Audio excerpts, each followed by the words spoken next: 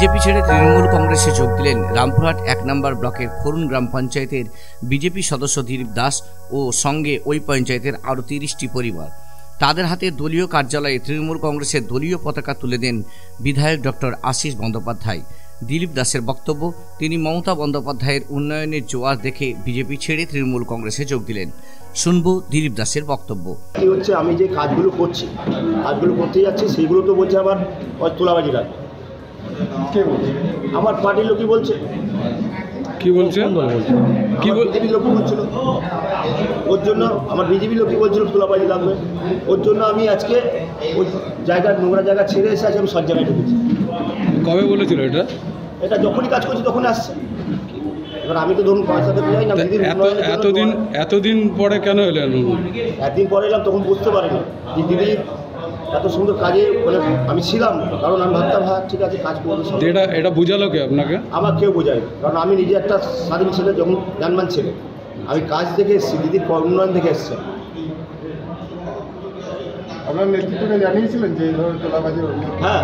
কী বলেছে জানিয়েছিলাম? ওরা বলছে এটা লাগবে। পোস্টার, ব্যানার বা দেওয়াল লিখনের দিন শেষ। আপনার ব্যবসার বিজ্ঞাপন দিন আমাদের নিউজ চ্যানেলে, ডিজিটাল মিডিয়ায়। দি নিউজ টুডে বাংলা, বাংলার খবর, বাঙালির খবর। এর উপর তো কিছু বলা যাবে না, এর জন্য আমি ওই জায়গাটা ছেড়ে আমি সব জায়গায় গেলাম। কী নাম আপনার? আমার নাম হচ্ছে দিলীপ কুমার দাস। কোন সংসদের? কোন পঞ্চায়েতে কোন সংসদ? আমি হচ্ছে খরুন পঞ্চায়েতের ১৬৬ নম্বর সংসদ।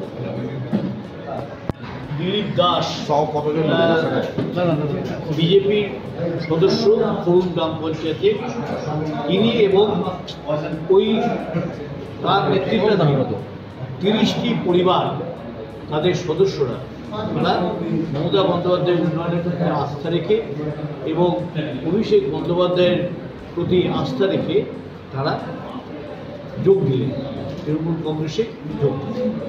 খরুন গ্রাম পঞ্চায়েতে সংগঠনকে আরও শক্তিশালী করার জন্য তাদের কাজে লাগানো হচ্ছে এবং আগামী দিন তাদের সেই মর্যাদা দিয়ে দল করবে।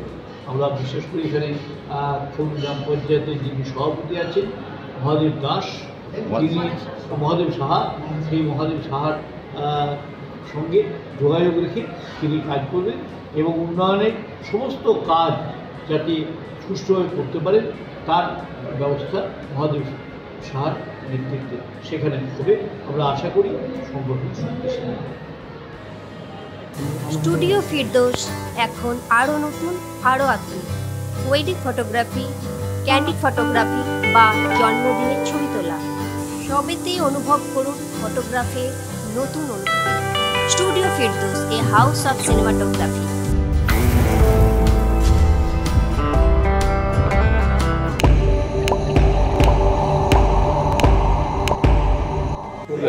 দেখুন, আমি এই কারণে একদিন থেকে বিজেপি করে এসেছিলাম, আমি ডেভেলপ পাইনি। যে দিদির এত সুন্দর কাজ উন্নয়নের জোয়ার দেখে আজকে আমাকে দিদির কাছে আমাকে আসতে হয়েছে।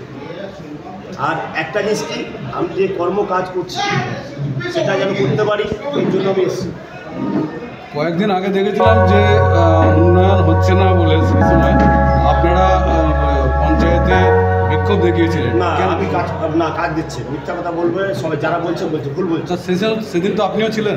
না, আমি ছিলাম, ভুল কথা বলছি। আমাকে তো কোনদিন দেখতে পারিনি, কারণ আমি যারা করছে তারা ভুল ধারণা করছে। কারণ দিদির একটা জোয়ার আছে, উন্নয়নের জোয়ার আছে।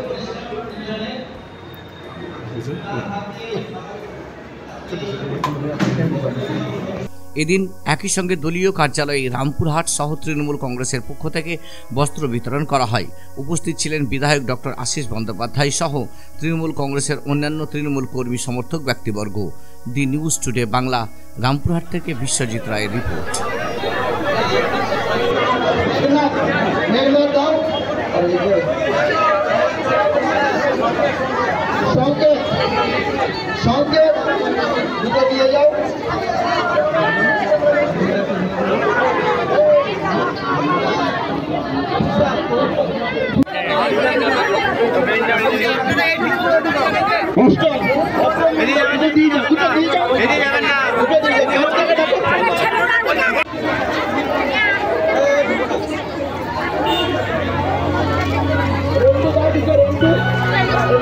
Thank you.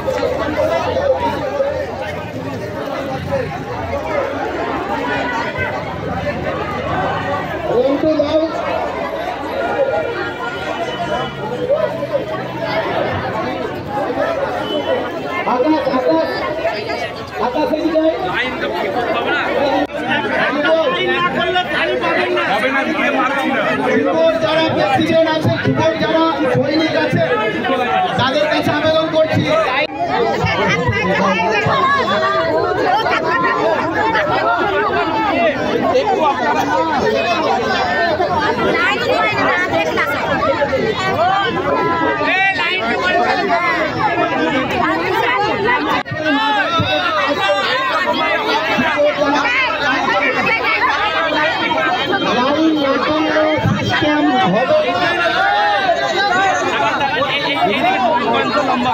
ওদিকে বেরাবে